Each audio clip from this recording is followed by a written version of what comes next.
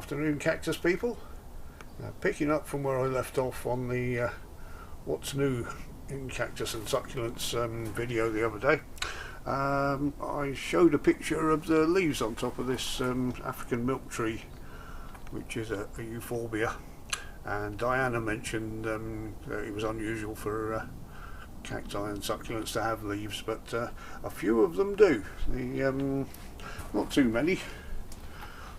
Having looked down in the euphorbia reserve down here, a few of these have got proper leaves on them. This little cocklebur down here, I think it's called, but mainly cacti and succulents, or cacti and euphorbia, have got spikes. They've got spines instead of leaves, but it's not always the case. If we look at the Ostrocylindropuntia snubulata here, all the way up there, no leaves, it's just spines. But when you get to the new growth, apart from finding the odd outlaw hiding in them, they have leaves. They don't look that much like leaves, but they are leaves nonetheless. They're what we call vestigial leaves. They're leftovers, evolutionary wise. Now you only get these on this one on the new growth. Once it gets to the second year growth, they'll all drop off. But it seems to be the case with Levacetas as well.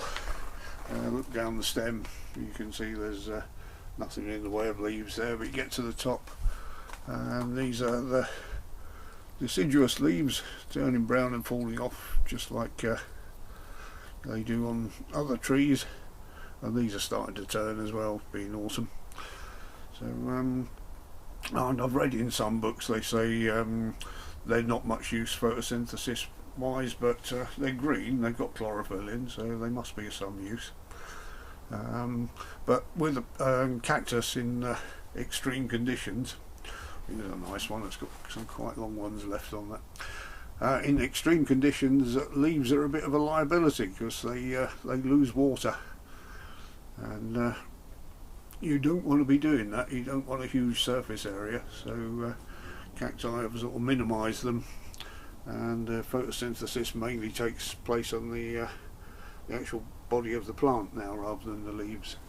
But it takes a while to lose things evolutionary wise. If you look at fossils of whales, 17 million year old whales have got little legs in their fossils at the back of them, where they used to be land animals, so it takes time to adapt. And over here I've got a few. Now all this is off the top of my head. I've not looked up any notes or anything for this, so just bear with me if I get things wrong. But I've put aside a few here that have got leaves. These Peresciopsis, which I think Daz gave me these cuttings. Nice little leafy plants. Underneath you've got spikes and a bit of cactus wool there. It's turning into a cactus. There's a bigger one there, and again these look like they're deciduous. They look like they're going to fall off very shortly. Now it's autumn.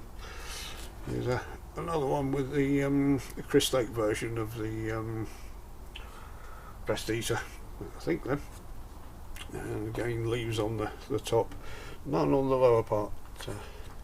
And this one, we got this as a rescue the other year, a couple of years back, and it's got a label on it, Perescia Bahiensis, Brazil, 10th of September 2010, so that's whoever potted this up. And he's turned into a fine old specimen. It's a bit of a candidate for a bonsai, this one. It's a nice root structure sticking out the bottom there. But these are quite definitive leaves on it, proper tree leaves. So this is definitely what we'd call a halfway stage between a shrub and a cactus. It's got the nice, quite sharp spines on the stems there, and he's suffering a bit. I think he might have a bit of mealybug on there. I'll have to have a closer look at him later on. But there you go. If you look around, most of the cacti now have just got either spines or cactus wool or nothing at all. Spines on that one,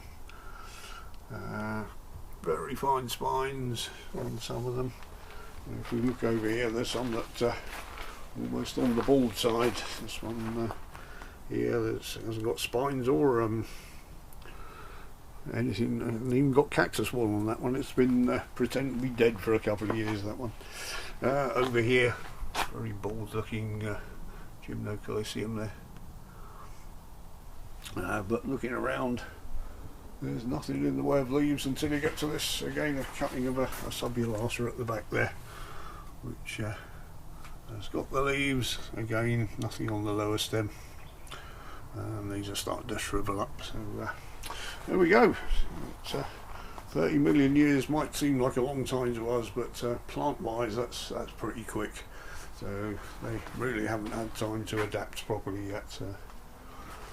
And this one, just before I sign off, this is the subulata I cut down because it was getting too big.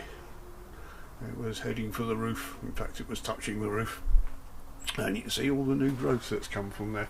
And even though it's come out of the old woody part of the plant, there's the new growth has all got new leaves on it. So there we go.